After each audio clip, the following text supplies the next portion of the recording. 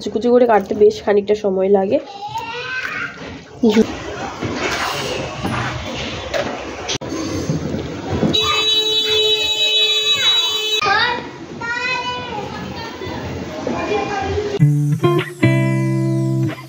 নমস্কার, আমি দেবিকা। কেমন আছে সবাই? আশা করছি ঈশ্বরকে পাই সবাই ভালো আছে, সুস্থ আছে। নতুন আরেকটি দিন শুরু করছি তোমাদের সবার ভালোবাসা নিয়ে। সকালে ঘুম থেকে উঠেছি, মোটামুটি এই 15-20 মিনিট মতো হবে। ফ্রেশ হয়ে এসেছি। আমি আমার সিয়াসিডটা আগের দিন রাত্রেবেলা ভিজিয়ে রেখেছিলাম, তো ভাবছি আজকে সকাল সকাল এটা খেয়ে তারপর ঘরের কাজকর্ম করতে শুরু করব।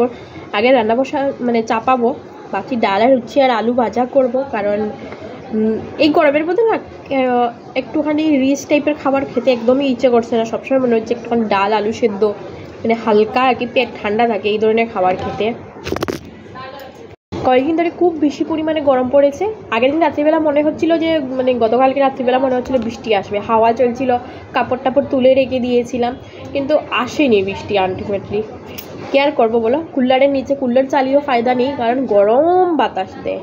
তো যাই হোক, এখন আমি সিয়াসিডটা খেয়ে নেবো, খেয়ে নিয়ে ঝটপট ঘরের কাজকর্ম করতে লেগে পড়বো। দিনটাও সেই লেভেলের, আর যখন মানে একটুখানি বেলা হয়ে যায় না, তারপর আর এনার্জি থাকে না। এত পরিমাণে রৌদ্র, ঘাম ঝরছে, তার মধ্যে কাজকর্ম করার মতো এনার্জি একদমই থাকে না। মনে হয় একদম কোনোখানো কুলারের নিচে বা এসির নিচে গিয়ে এরকম পড়ে থাকি। যাই হোক, এসি লাগানো তো সম্ভব না, কুলার দিয়েই কাজ চালাতে হবে যতদিন এখানে আছি। কারণ এই জায়গাটাতে না, চণ্ডীগড়ের মধ্যে শহরে বিশাল গরম পড়ে। শহরে গাছপালা তো থাকেই না, হাওয়া বাতাস একটুখানি চলবে মাঝে মধ্যে, একটু ভালো লাগবে, এইরকম হয় না। যাই হোক, সঙ্গে থাকো, ভিডিও স্কিপ না করে দেখার অনুরোধ রইল তোমাদের সবার কাছে। আশা করছি তোমাদের ভালো লাগবে। দেন আমি সিয়াসিডটা এখানে বসে দাঁড়িয়ে খেয়ে নিচ্ছিলাম। সকাল সকাল খাওয়ার পর আলাদা একটা এনার্জি পাওয়া যায়, অনেকক্ষণ পেট ভর্তি থাকে। আর লেট করে খাওয়ার চাইতে সকাল সকাল খেলে ভালো। ওইটা খাওয়ার পর বেশ কিছুক্ষণ যদি পেট খালি থাকে, মানে অনেকটাই ভালো এটা হেলথের জন্য। যাই হোক, পাপাই না ক্যামেরা অন দেখলে সবসময় আসতে চায়, একটুখানি কথা বলতে চায়, কিন্তু ওর কথা কেউ বুঝতে পারবে না। তো যাই হোক, সামনে নিয়েছিলাম ওকে, তো একটুখানি হ্যাপি হয়ে গেছে সকাল সকাল। তারপরে আর কি, রান্নাঘরে চলে এসেছি। আমার প্রত্যেক দিনের মতো, মানে সকালের যে কাজকর্ম থাকে তার মধ্যে হলো সবচেয়ে ইম্পর্টেন্ট যেটা, সেটা হলো রান্নাবান্না। তো এখানে আমি ডাল বসিয়ে দিয়েছি। আজকে উচ্ছে আলু ভাজা আর মুসুর ডাল করব। আর এখানে দেখো একদম ছোটো ছোটো ঝিরিঝিরি করে উচ্ছে আলু কেটেছি। এগুলো কাটতে কিন্তু অনেকটা সময় লাগে। সেই দিন মার্কেটে গিয়েছিলাম না, নতুন একটা চাকু নিয়ে এসেছি, আরও দুটো চাকু নিয়ে এসেছি। তো ওগুলো নতুন চাকু দিয়ে কাটতে বেশ সুবিধা হয়। এর আগে তো পুরোনো চাকুটা এত ধারলেস হয়ে গিয়েছিল, মানে অনেকটা সময় লাগতো কাটতে। ডালটা না সেদ্ধ হয়ে গেছে, বেশ কিছুক্ষণ আগেই তো বসিয়েছিলাম, তাই উচ্ছে কাটতে অনেকটা সময় বেরিয়ে গেছে। তো এবার ডালটা আগে সম্বাস দেবো, আর ডাল নামিয়ে তারপর উচ্ছে আলু ভাজাটা বসিয়ে দেবো।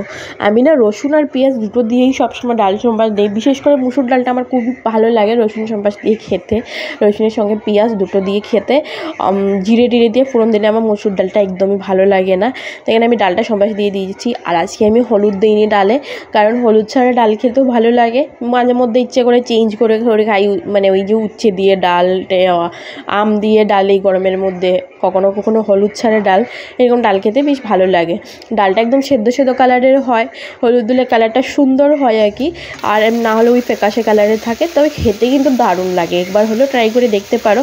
আর এইখানে আমি কড়াইটা আবার ধুয়ে ভালো করে বসিয়ে দিয়েছি উচ্ছে আলু ভাজার জন্য।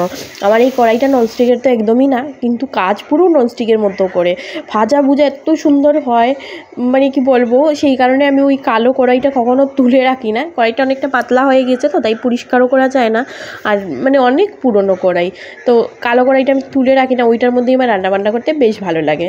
উচ্ছে আলুটা ভাজা বসিয়ে দিয়েছি, স্টিমটা স্লো করে দিয়েছি, কারণ নিজের মতো করে ভাজাটা হতে থাকবে।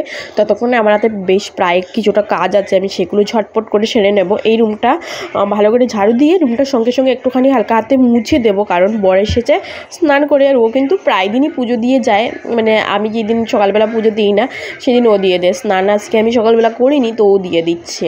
কয়েকদিন ধরে তো তোমরা জানোই আমার শরীরটা খুবই খারাপ, জ্বর কিছুতেই ছাড়তে চাইছে না, যে কারণে আমি সকালের স্নানটা একটুখানি স্কিপ করছি। সকালবেলা স্নান করলে আসলে ভীষণ ভালো লাগে, জলটা এত ঠান্ডা ঠান্ডা থাকে, আর সেই কারণেই হয়তো ঠান্ডাটা লেগেছে, বুঝতে পারছি না, ওয়েদারের জন্যও হয়তো। তো একটুখানি স্কিপ করছি কয়েকটা দিন। আর পাপাইয়ের স্কুলটা ছুটি পড়েছে, সেই কারণে মানে একটুখানি টেনশন ফ্রি মানে হয়ে আছি আর কি। তো এখানে এখানে আমি বারান্দাটা পুরো ঝাড়ু দিয়ে নিচ্ছি। রাত্রিবেলা হালকা পাতলা হয়তো বৃষ্টি পড়েছিল, জল জমে আছে, না হলে উপর থেকে হয়তো জল ছেড়েছিল। ওরা যখন উপর থেকে জল ফেলে সব এসে আমার ওই জায়গাটাতে জমা হয়, বেরিয়ে যায় না পুরো জলটা। আর এখানে দেখো বর গাছের ফুল তুলে পুজো দিচ্ছে। বর বলছিল তুমি গাছগুলো, মানে রাজ্যে বলছিল আর কি, গাছগুলো লাগিয়েছো, পুরো পয়সা উসল হয়ে গেছে, কারণ ইদানিং আমরা গাছের ফুল দিয়ে পুজো দিচ্ছি। আমি গত বছরও দিয়েছি, বললাম এই বছর তুমি একটুখানি পুজো দিচ্ছ তাই বুঝতে পারছো। গত বছর আমি এই গাছের ফুল দিয়ে পুজো দিয়েছি। গাছগুলো যদি অন্য আরও কয়েকটা টবে লাগাতাম আরও বেশি ফুল হতো।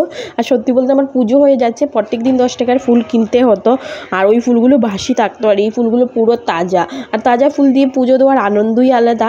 আর বেশ মন্দিরটা পুরো ভর্তিও লাগে। সাদা আর নীল কালারের দুটো কালারই খুবই সুন্দর লাগে, দেখবে সাদা ফুল দিয়ে পুজো দিতে খুবই ভালো লাগে। এখানে বর্ষমশাই কি রাজ্যে সূর্যদেবকে জল দিচ্ছে, আর তারপর পুজো দিয়ে এসে তুলসী গাছেও জল দেবে, তুলসী গাছেও পুজো দেবে। তুলসী গাছের পুজোটা, সূর্যদেবকে জল দেওয়া, ওগুলো কিন্তু প্রত্যেক দিন ও নিজেই সেরে নেয়, আমাকে করতে হয় না আলাদা করে। আমি যদি ঠাকুর না দিয়ে থাকি তাহলে আমি সকালবেলা ঠাকুর দিই বা স্নান করে এসে ঠাকুর দিই, এই কাজটাই আমি শুধু করি। তো এখানে আমি গাছগুলোতে জল দিয়ে দিচ্ছি। আমার গাছগুলো বেশ মাঝে মধ্যে একটুখানি হালকা পাতলা যখনই বৃষ্টি হচ্ছে গাছগুলো খুবই সুন্দর হচ্ছে।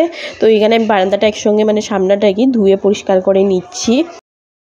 সকালবেলা এই কাজগুলো করা খুবই জরুরি, কারণ বেলা হয়ে গেলে এগুলো কাজগুলো একদমই করা যায় না। তখন একদমই অপেক্ষা করতে হয় রৌদ্র পড়ার। এই জায়গাগুলোতে পা রাখা যায় না, এত পরিমাণে গরম হয়। আর বেশি মানে এই দিকের কাজগুলো করতে গেলে না শরীর খারাপ লাগে, একদম নার্ভাস লাগে, এত পরিমাণে গরম, টেম্পারেচার এত বেশি। এই মাসটা, সামনের আরও 2 মাস যে কীভাবে কাটবে এখন থেকেই ভীষণ টেনশন হচ্ছে। আর আমি না এদিকের কাজ করছি, মাঝে মধ্যে গিয়ে উচ্ছে আলুটা একটুখানি নেড়ে দিয়ে আসছি, তার কারণ নিচে না লেগে যায়, জ্বলে যাবে না হলে। আর ওইটা বেশি সময় দিয়ে ভাজলে কি একটুখানি ভালো হয়, কড়কড়া হবে। তো ওয়ালের সাইডে কাপড়গুলো রাত্রিবেলা তুলে রেখেছিলাম, কারণ হাওয়া চলছিল, আর ছোটো ছোটো কাপড় তো পরে যেতে পারে। আর কিছু কাপড় আবার ঘরে তুলে রেখেছি, ওগুলো ও সাইডে পরে আর একটুখানি দিয়ে দেবো, কারণ দেখবে প্যান্টের কোমর টোমরগুলো একটুখানি আর কি ভিজা থেকে যায়। তো ওয়ালের সাইডে দিয়েছি, ওগুলো শুকোবে না, কারণ প্যান্টের কোমর টোমরগুলো, পাপাইয়ের ছোটো ছোটো প্যান্টের কোমরগুলো বেশ মোটা ওগুলো ভিজা থাকবে, তাই দিয়ে দিলাম। ওইখানে রৌদ্রতে দেওয়ার প্রয়োজন নেই, ওই জায়গাটাতেই শুকিয়ে যাবে। মানে শীত গ্রীষ্ম বর্ষা আমার একটাই ভরসা, সেটা হলো ওই বারান্দাতে কাপড় শুকানোর আগে। আমার মানে ছাদে যেতে তো এখন প্রয়োজন হয় না, আর জায়গাও পাওয়া যায় না, সবাই এত কাপড় মেলে ছাদের মধ্যে, তো সেই কারণে আর যাওয়া হয় না। বর খেয়ে নিয়েছে, আর আমি এখানে দেখো টিফিনটা প্যাক করে নিচ্ছি উচ্ছে আলু দিয়ে আর সঙ্গে ডাল দিয়ে। একটা টিফিন তো নিয়ে এসেছি, ওর পছন্দ হয়নি, কারণ ওইটার উপর দিয়ে খাবার দেখা যায়।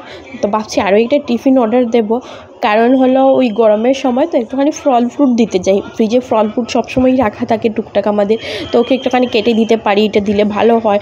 কিন্তু না, দেওয়ার জায়গা নেই। তারপর স্যালাড একসঙ্গে সব দিলে না নষ্ট হয়ে যায়, মানে স্যালাড দিলে ওই সব স্যালাড সব নষ্ট হয়ে যায়, এত পরিমাণে গরম এখানে, সেই কারণে দিতে পারি না। তো অসুবিধে হয়, ইচ্ছে করার পরেও দিতে পারি না, সেই কারণে ভাবছি যে নতুন আরেকটা টিফিন অর্ডার দিতে হবে। তো এখানে দেখো টিফিনটা প্যাক করে নিয়ে দিয়েছি আর কি, তো এবার নিয়ে ডিউটিতে চলে যাবে। আর আমার সকালের কাজকর্ম প্রায় আমি ঘরটা গুছিয়ে নিয়েছি, 2টো ঘর মুছে নিয়েছি, কমপ্লিট হয়ে গেছে, খাওয়া দাওয়া শেষ। আর এবার দেখো বর বেরিয়ে পড়েছে, এখনও যাবে নিচে গিয়েছে আর কি, এবার কি একটিভাটাকে কি পুরোপুরি ক্লিন করবে, তারপর বেরোবে ডিউটির জন্য। আজকে ডিউটি যাওয়ার সময় পাপাইয়ের মনটা একটুখানি খারাপ হয়, মন খারাপ করে থাকে, কিন্তু কি বলতো আগের মতো আর কান্নাকাটি করে না। আগে তো খুবই কান্নাকাটি করতো স্কুল যাওয়ার আগ অবধি, মানে ওকে এত কষ্ট করে রাখতে হতো ধরে 1 ঘন্টা, ওর পাপা যাওয়ার পর 1 ঘন্টা কান্না করতো, ওকে সামলাতে হতো, আলাদা করে সময় দিতে হতো। এইসব আর এখন আর হয় না। তো ওই যে ওর পাপা চলে যাচ্ছে, আর ও টাটা বাই বাই সব বলেছে, দাঁড়িয়ে থাকবে যতক্ষণ না যাবে। আর এখন ওর উপরের একটা ভাই এসেছে, তো ওর সাথে একটুখানি খেলাধুলা করেছে, আমি এখানে দাঁড়িয়ে আছি। আর ওই যে ও দাঁড়িয়ে মানে দৌড়ে এসে পাপাইকে আবার টাটা করলো, গাড়ির আওয়াজ পেয়েছে তো বুঝতে পেরেছি যে পাপা চলে যাচ্ছে, তখন আবার দৌড়ে এসেছে। আসলে এই জিনিসটা কিন্তু একটা আলাদাই ব্যাপার, আমরাও ছোটোবেলায় এরকম করতাম, মানে পাপা ডিউটির থেকে আসবে একটা আলাদাই মজা, তাই না? আর ডিউটিতে যাওয়ার সময় মন খারাপ হতো। তো এইখানে দেখো আমি জল মেরে রেখেছি, কিছু কিছু জায়গায় জল জমা হয়ে গেছে, ভালো করে ওয়াইপার মারিনি, তো এবার এরা আবার ওয়াইপার নিয়ে খেলা শুরু করেছে।